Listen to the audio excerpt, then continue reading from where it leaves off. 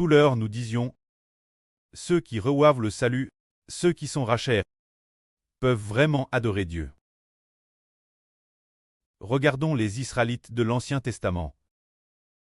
Lorsqu'ils venaient adorer Dieu, Dieu leur a ordonné d'offrir des buffles et des moutons en sacrifice Dieu, pour pouvoir adorer Dieu, mais maintenant nous découvrons que, lorsqu'ils adorent, Dieu ne mange pas du tout de viande de buffle, ni de viande de mouton. Alors ils ne parviennent pas à adorer Dieu. Les pécheurs veulent adorer Dieu. Dieu ne les accepte pas. Mais parce que Dieu a eu pitié d'Abraham, d'Isaac et de Jacob, par une exigence particulière, les Israélites ont construit l'arche de l'Alliance. Ont eu les 2 tables de l'Alliance.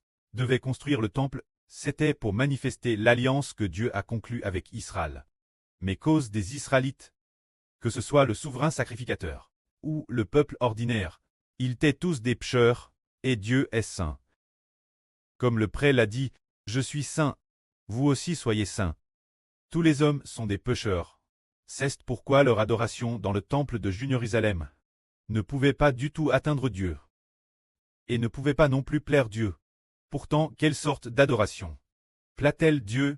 Car le Seigneur a dit, « Le salut vient des Juifs. » Ceux qui reçoivent le salut, c'est leur adoration qui plaît Dieu.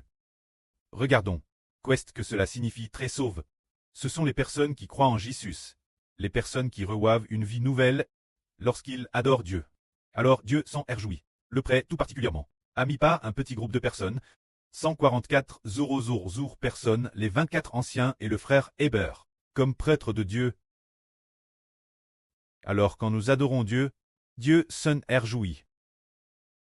Pourtant, les prêtres de l'Ancien Testament, lorsqu'ils adoraient Dieu, ils ne voyaient madame pas la face de Dieu.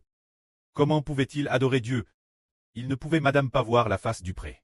Alors, leur adoration n'était que l'adoration de l'arche de l'Alliance dans le temple. Plus tard, après ce que madame l'arche a été emmenée captive par Babylone, madame Sils adorait dans le temple. Cela ne parvenait pas juste Dieu.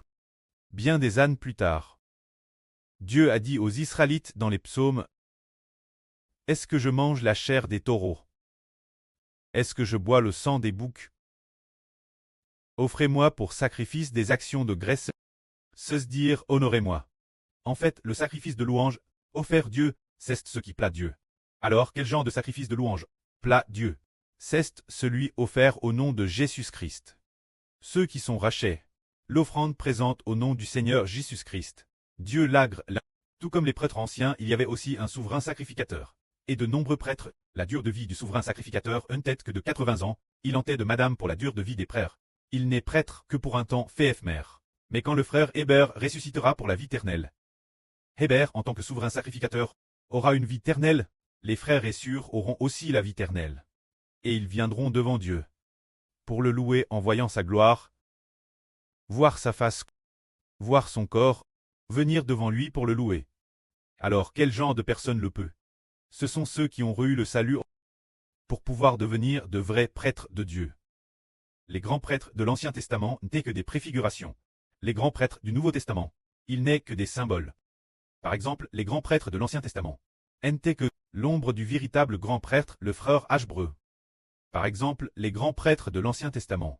Lazare, le fils d'Aaron, a succédé Aaron en tant que grand prêtre, tout comme le frère Hébreu succède au Seigneur en tant que grand prêtre. Ces grands prêtres de l'Ancien Testament étaient des symboles et des ombres. C'est nous ce groupe de prêtres qui sommes les vrais car les grands prêtres de l'Ancien Testament n'ont, madame, jamais vu la face de Dieu. Madame, la plupart des grands prêtres n'ont jamais entendu la voix de Dieu.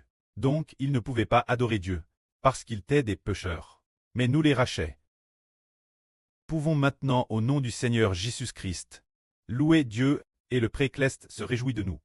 L'avenir après la résurrection d'entre les morts. Nous serons devant Dieu, pour le louer éternellement, et le servir, que la gloire soit rendue auprès et au Seigneur. Amen.